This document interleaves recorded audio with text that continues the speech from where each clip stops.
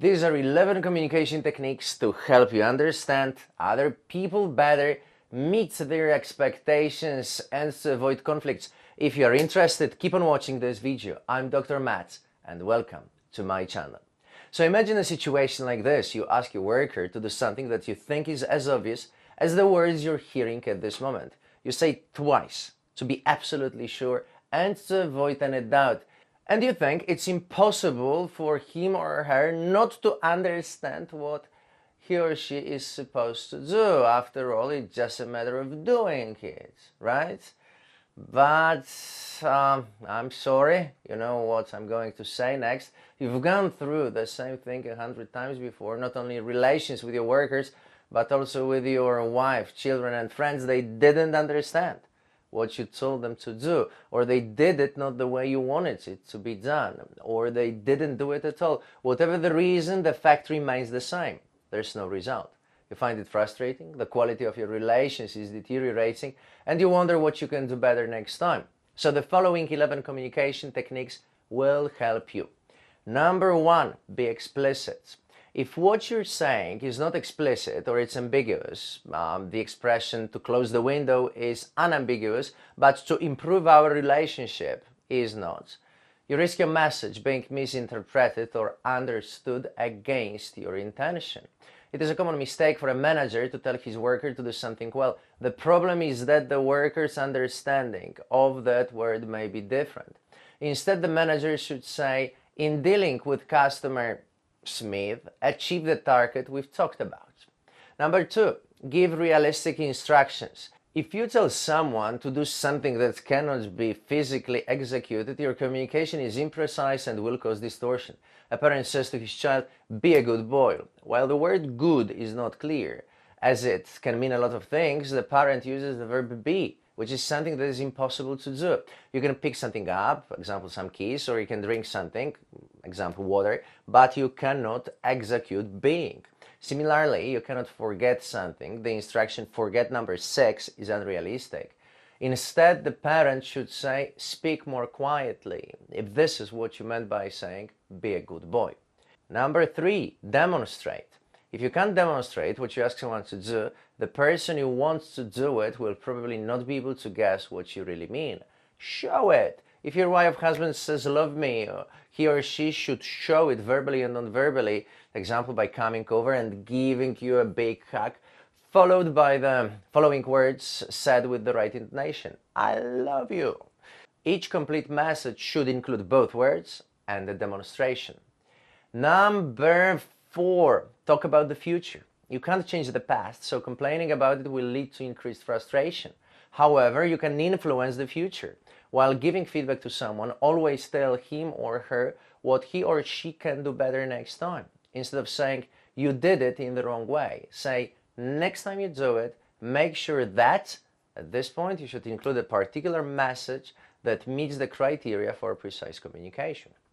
Number 5, give specific examples.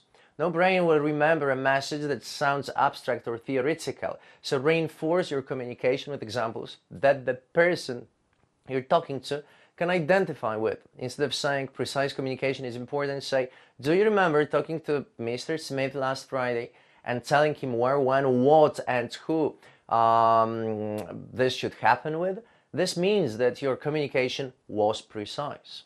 Number 6, avoid nominalizations. Nominalized forms are abstract nouns based on verbs or adjectives, such as communication or kindness. They can't be visualized because they are imprecise and cause distortion.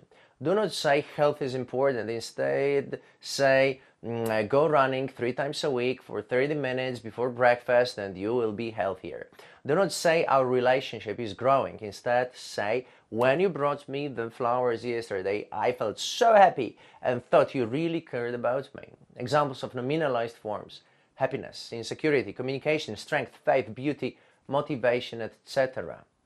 Number 7, avoid the hidden agenda approach. Darling, are you sure that you want to go out wearing this dress? Or, look, I've recently had a bowl of soup like this and it was really good. The above are examples of politicized communication, where instead of saying what you really mean, You change your message in such a way as to cause the other person to guess but not feel hurt. This makes people feel suspicious. You can avoid it by saying openly what you really mean, additionally softening the hard parts of your message with warmer intonation. Darling, do you remember that dress you had on at Smith's party? I think you look better in that one than in this black one, because that one will highlight your beautiful figure. Number 8. If you ask a question, give the other person the freedom to answer. You don't always ask a question to actually ask about it, do you? Isn't it true that when you say something like the above, you have already formed an opinion, and although the sentence is a question grammatically, you don't really care about the answer? Is it really a question about knowledge, or do you say this only to confirm your opinion or to hide it? Number 9. Do you want to feel you are right, or do you want to solve a problem? Instead of talking to someone only to prove that you're right about something, which always activates the loser-winner mechanism, focus on finding a constructive solution to the problem that will be acceptable to you and the other person. Trying to prove that you're right about something actually means going the egocentric way, thinking individually rather than collectively. This will give you enemies. So whether it's you or the other person that is right, what you should do is to find a solution where each side will be the winner. Number 10. Build a bridge between statements. This is a common thing. You're telling a story and suddenly at a crucial point, someone butts in and changes the subject. This lack of delicacy is often seen as lack of respect. To avoid this problem, build a bridge between statements. If you need to interrupt someone, say, "What you're saying reminds me that," or touch the other person's arm and make a comment. Once you make your comment, go back to the other person and repeat what he or she was saying just before you interrupted him or her. Example, you were saying about something, but I interrupted you. Please go on, I'm really interested.